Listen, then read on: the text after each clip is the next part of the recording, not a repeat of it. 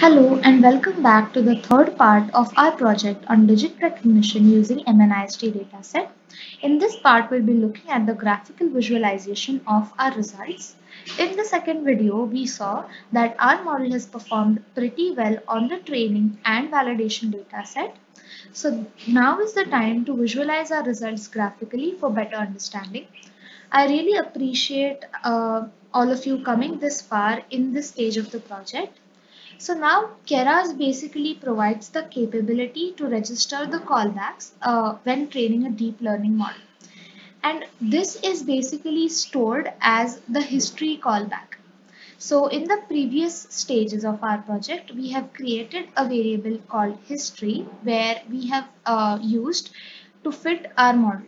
Alright, so using the history callback, we will be accessing the data and then trying to analyze the losses and accuracy for each epoch. So basically what history callback does is it records the training metrics for each epoch. The history object is returned from calls to the fit function which was used to train the model. So that is what we have stored in a similar variable which we have named history. So the metrics, these are generally stored in a dictionary and the member of that object is returned. So first we'll be looking at the loss of training, and from the history variable that we have created above where we have fit our model, we'll be accessing the history callback. So again history, and in that we'll be specifying the value of loss. So we'll be using these variables which we can see here: loss, accuracy, validation loss, that is val loss, and validation accuracy. Alright, so we'll first be using the loss, that is the training loss, then loss on validation, again history dot history, and here we'll be requiring validation loss. Just ensure that the naming convention remains the same. So we'll give the range of epochs. So we had 10 epochs. So we'll specify that from 1 to 11. Now we'll plot these. That is, we'll be plotting epochs versus loss graphs. Okay, so using Matplotlib, we'll be doing this operation.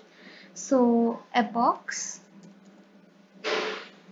then we'll be having loss in training, and you can give any color code for the graph. So this is a line graph. I want it to have the color green, and label should say training loss for better understanding, to be able to differentiate between the curves. Alright, similarly we'll be doing the same process for validation loss. So let's just change this to loss val. Here let's give some other color, blue, and this is validation accuracy. Oh my bad, this should be loss, right? Accuracy's graphs will be plotting later. Yeah. So now let's give x and y labels for making our graph complete. So x label, on the x-axis we have epochs, and then on the y label, on the y-axis we have loss. Alright, so we have to plot a legend to be able to understand which curves depicts which kind of loss. So let's have plt.legend, and then let's just plot this graph, plt.show. Yeah, so we can see the graph is obtained for the same. Now let me just copy and paste this whole code below, and we'll do the same process for accuracy, and then we'll try and understand it better. Okay, so let's just change this to accuracy wherever needed. So copy paste. Let's just change it everywhere required. So here you need to change it. Box. Accuracy, validation accuracy, and the Y label is again accuracy. So when we run this, we now have a graph of training and validation accuracy.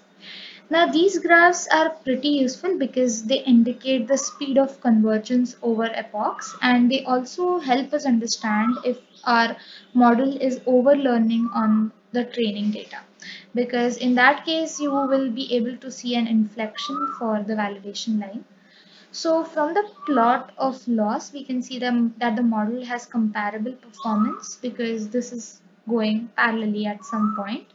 Similarly, we can also see that the case is also the same here for accuracy.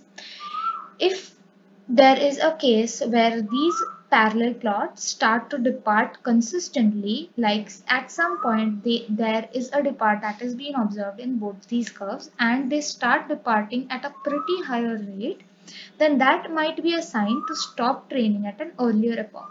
For now we are good, but in case you see some varied deflection in these two curves and in these two curves, then it is a sign that you need to stop training your model at an earlier epoch.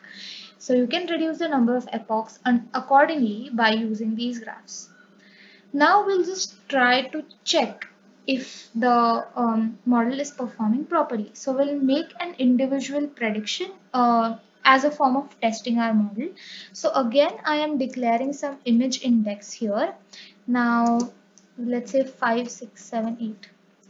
All right, and imshow, we need to see what kind of image it is. So X, and this will be from the test data. So image index, so image at that index will be shown. So reshape, we need to reshape it into 28 by 28 pixels because that is the kind of input that we have been providing our model. CMap again in grays.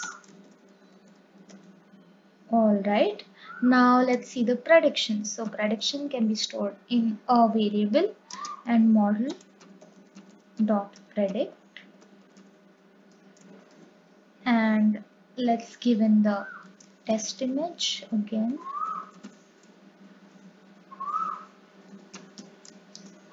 Index, and we need to reshape the model as we have seen in the first part of this project.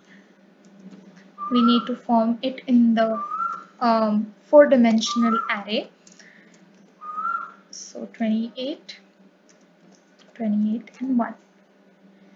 Yeah, so we are all set. So let us try to print the result. So print prediction Rmax. Alright, let's run this. So we can see that this is an 8 and our model is able to correctly predict it as an 8. So pat yourself on the back and give a thumbs up to yourself. We have come to the end of this project. We have been able to make a convolutional neural network model on MNIST dataset, which basically works on recognizing handwritten digits. Stay tuned for such AI ML related mini projects. We'll hope to see you in the next video.